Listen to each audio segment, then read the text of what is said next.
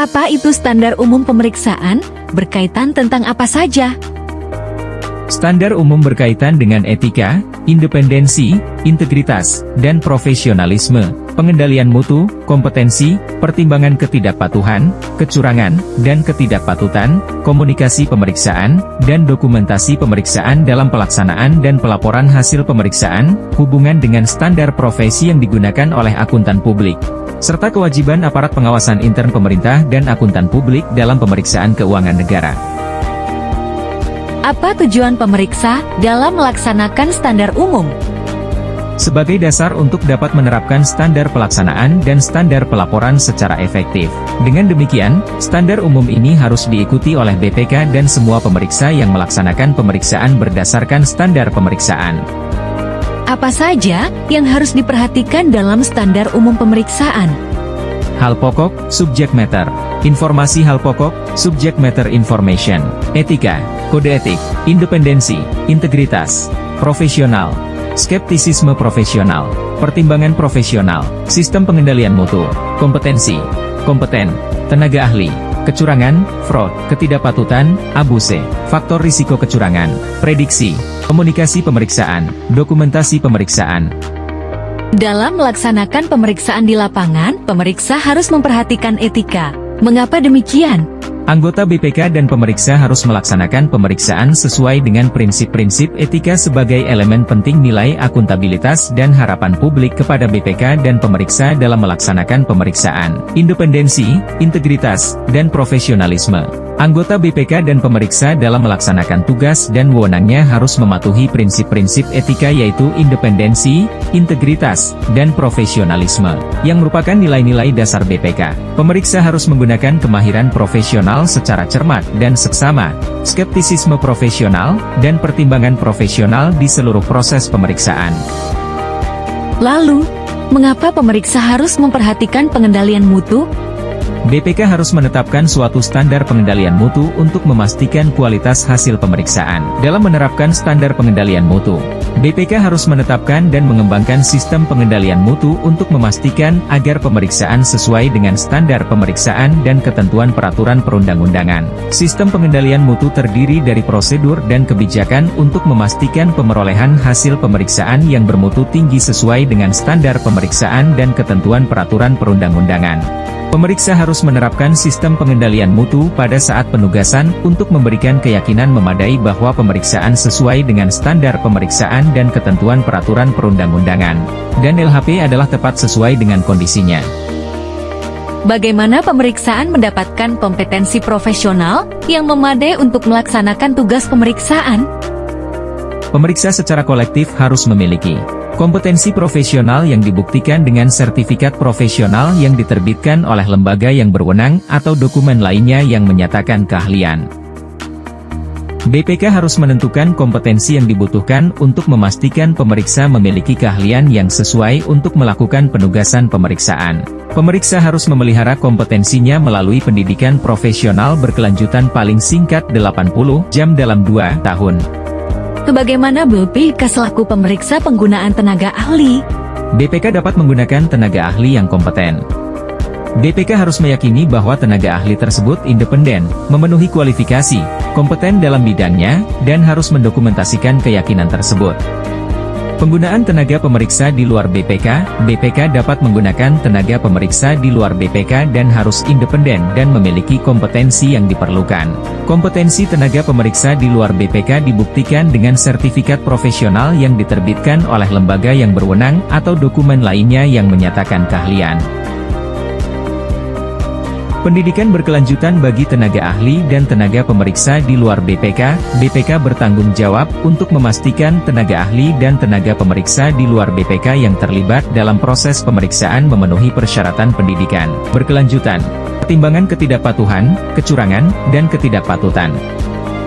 Bagaimana cara BPK memberikan pertimbangan ketidakpatuhan, kecurangan, dan ketidakpatutan, dan resiko apa saja yang dihadapi?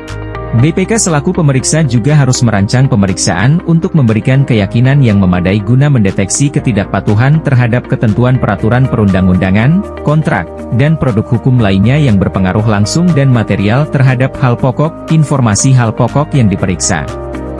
Pengaruh langsung dan material dapat berupa hal yang menyebabkan salasaji dalam laporan keuangan, hal yang menyebabkan penyimpangan kinerja terkait aspek ekonomis, efisiensi, dan efektivitas, hal yang menyebabkan kekurangan penerimaan dan penyimpangan administrasi, dan atau hal yang menyebabkan potensi kerugian negara daerah dan atau kerugian keuangan negara daerah. Pemeriksa harus mengidentifikasi faktor risiko kecurangan dan menilai risiko adanya ketidakpatuhan terhadap ketentuan peraturan perundang-undangan yang disebabkan oleh kecurangan, fraud, dan atau ketidakpatutan, abuse. Risiko tersebut harus dianggap sebagai risiko yang signifikan, significant risk, dan pemeriksa harus memperoleh pemahaman tentang pengendalian yang terkait dengan risiko tersebut. Apabila terdapat risiko ketidakpatuhan terhadap ketentuan peraturan perundang-undangan yang terindikasi kecurangan dan ketidakpatutan yang secara signifikan mempengaruhi hal pokok, informasi hal pokok yang diperiksa, pemeriksa harus memodifikasi prosedur untuk mengidentifikasi terjadinya kecurangan dan atau ketidakpatutan, serta menentukan dampaknya terhadap hal pokok, informasi hal pokok yang diperiksa.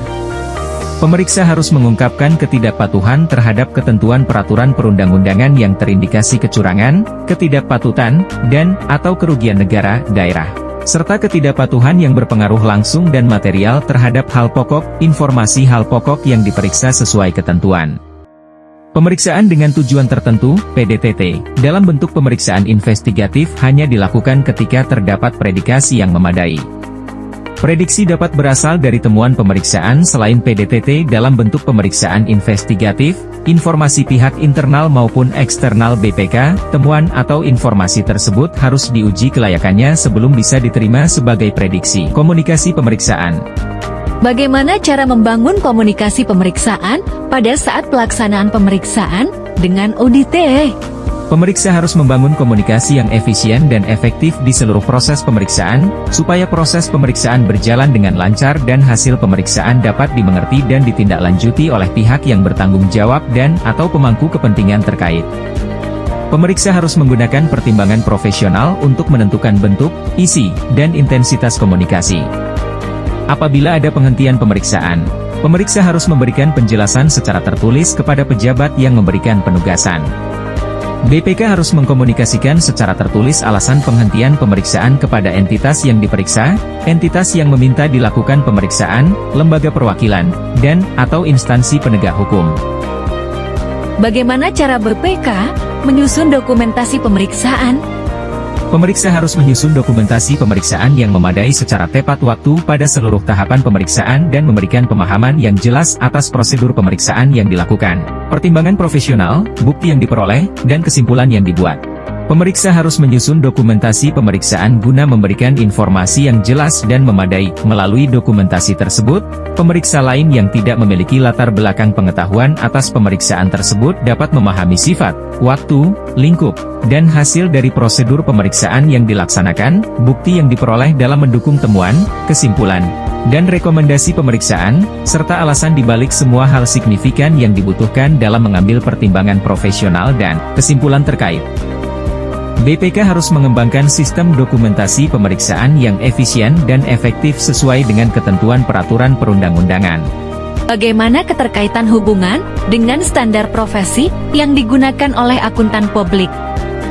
Dalam pemeriksaan keuangan, standar pemeriksaan ini memberlakukan standar audit yang dimuat dalam SPAP yang ditetapkan oleh Asosiasi Profesi Akuntan Publik, sepanjang tidak diatur lain dalam standar pemeriksaan ini.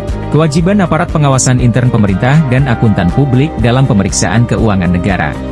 Apa kewajiban aparat pengawasan intern pemerintah dan akuntan publik dalam pemeriksaan keuangan negara? Aparat pengawasan intern pemerintah, APIP, yang melaksanakan audit kinerja dan audit dengan tujuan tertentu, dan akuntan publik yang memeriksa keuangan negara berdasarkan ketentuan undang-undang wajib melaksanakan seluruh ketentuan yang relevan dalam standar pemeriksaan ini. Apa itu sikap independensi, integritas, dan profesionalisme bagi pemeriksa? Apakah ada gangguan atau risiko tertentu pada saat menerapkan sikap independensi, integritas, dan profesionalisme saat pelaksanaan di lapangan? Independensi.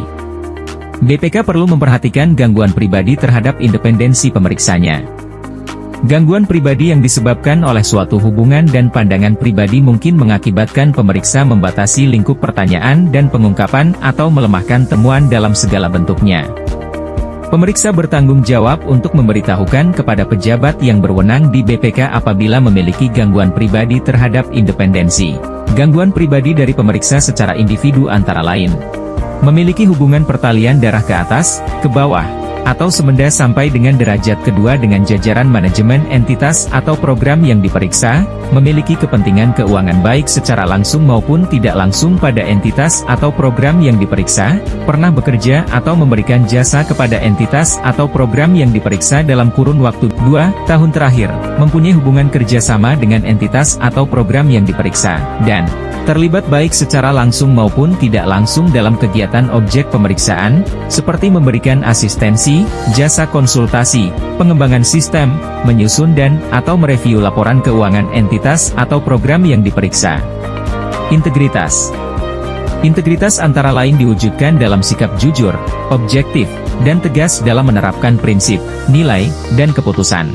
Gangguan terhadap integritas meliputi antara lain: meminta dan/atau menerima uang, barang, dan/atau fasilitas lainnya baik langsung maupun tidak langsung dari pihak yang terkait dengan pemeriksaan, menghambat pelaksanaan tugas pemeriksaan untuk kepentingan pribadi, seseorang, dan/atau golongan, memaksakan kehendak pribadi kepada pihak yang diperiksa, dan mengubah temuan atau memerintahkan untuk mengubah temuan pemeriksaan, opini, kesimpulan, dan rekomendasi hasil pemeriksaan yang tidak sesuai fakta dan/atau bukti-bukti dalam pemeriksaan. Kemahiran profesional. Pemeriksa harus menggunakan kemahiran profesional secara cermat dan seksama dalam menentukan jenis pemeriksaan yang akan dilaksanakan, menentukan lingkup pemeriksaan, memilih metodologi, menentukan jenis dan jumlah bukti yang akan dikumpulkan, atau dalam memilih pengujian dan prosedur untuk melaksanakan pemeriksaan, serta dalam melakukan penilaian dan pelaporan hasil pemeriksaan. Skeptisisme profesional. Pemeriksa harus merencanakan, melaksanakan, dan melaporkan pemeriksaan dengan sikap skeptisisme profesional. Pemeriksa mengakui bahwa keadaan tertentu dapat menyebabkan hal pokok menyimpang dari kriteria. Sikap skeptisisme profesional berarti pemeriksa membuat penilaian kritis dengan pikiran yang selalu mempertanyakan kecukupan dan ketepatan bukti yang diperoleh selama pemeriksaan. Pemeriksa harus menggunakan skeptisisme profesional dalam menilai risiko terjadinya kecurangan yang secara signifikan untuk menentukan faktor-faktor atau risiko-risiko yang secara signifikan dapat mempengaruhi pekerjaan pemeriksa apabila kecurangan terjadi atau mungkin telah terjadi. Pemeriksa harus menggunakan skeptisisme profesional terhadap hal-hal, antara lain, sebagai berikut: bukti pemeriksaan yang bertentangan dengan bukti pemeriksaan lain yang diperoleh. Informasi yang menimbulkan pertanyaan tentang keandalan dokumen dan tanggapan terhadap permintaan keterangan yang digunakan sebagai bukti pemeriksaan. Keadaan yang mengindikasikan adanya kecurangan dan/atau ketidakpatutan. Kondisi yang memungkinkan perlunya prosedur pemeriksaan tambahan selain prosedur yang dipersyaratkan dalam pedoman pemeriksaan. Pertimbangan profesional. Pemeriksa harus menggunakan pertimbangan profesional dalam membuat keputusan tentang hal pokok, informasi hal pokok, kriteria yang sesuai, pihak-pihak yang terkait pemeriksaan, tingkat keyakinan, lingkup pemeriksaan, risiko pemeriksaan, prosedur pemeriksaan yang akan digunakan terkait dengan risiko pemeriksaan, dan materialitas. B. Pemeriksa juga harus menggunakan pertimbangan profesional dalam mengevaluasi kecukupan dan ketepatan bukti pemeriksaan yang diperoleh, dan langkah-langkah untuk mencapai tujuan keseluruhan pemeriksaan telah dilakukan. C. Pemeriksa harus menggunakan pertimbangan profesional dalam membuat kesimpulan berdasarkan bukti pemeriksaan yang diperoleh. Apa saja yang menjadi tolak ukur kompetensi agar dapat menjadi seorang pemeriksa? Kompetensi profesional mencakup pendidikan dan pengalaman. Kompetensi profesional tidak hanya diukur secara kuantitatif dengan berapa lama pengalaman pemeriksaan, karena hal tersebut tidak dapat menggambarkan secara akurat jenis pengalaman yang dimiliki pemeriksa. Elemen terpenting bagi pemeriksa adalah mempertahankan kecakapan profesional melalui komitmen untuk belajar dan pengembangan dalam seluruh kehidupan profesional pemeriksa. Pemeriksa yang ditugaskan untuk melaksanakan pemeriksaan menurut standar pemeriksaan harus secara kolektif memiliki kompetensi, latar belakang pendidikan, keahlian dan pengalaman, serta pengetahuan tentang standar pemeriksaan yang dapat diterapkan terhadap jenis pemeriksaan yang ditugaskan. Pengetahuan umum tentang lingkungan entitas, program, dan kegiatan yang diperiksa, objek pemeriksaan. Keterampilan berkomunikasi secara jelas dan efektif, baik secara lisan maupun tulisan. Keterampilan yang memerlukan pengetahuan khusus dalam bidang tertentu sesuai dengan pemeriksaan yang dilaksanakan. Apa penggunaan tenaga ahli saat pelaksanaan pemeriksaan? Tenaga ahli dapat digunakan untuk memberikan saran kepada pemeriksa maupun menjadi bagian dari tim pemeriksa. Bagaimana pertimbangan ketidakpatuhan, kecurangan, dan ketidakpatutan? Pemeriksa hanya berkepentingan terhadap indikasi awal kecurangan yang menimbulkan dampak material terhadap opini maupun kesimpulan. Walau pemeriksa menemukan indikasi awal kecurangan, pemeriksa tidak berwenang untuk menyatakan kecurangan telah terjadi karena istilah kecurangan merupakan ranah hukum. Apa saja komunikasi pemeriksaan? Pemeriksa mengkomunikasikan hal-hal yang terkait dengan proses pemeriksaan, antara lain tujuan pemeriksaan, lingkup pemeriksaan, waktu pemeriksaan, kriteria pemeriksaan, temuan pemeriksaan, dan kesulitan atau batasan yang ditemui saat pemeriksaan, khusus PDTT dalam bentuk pemeriksaan.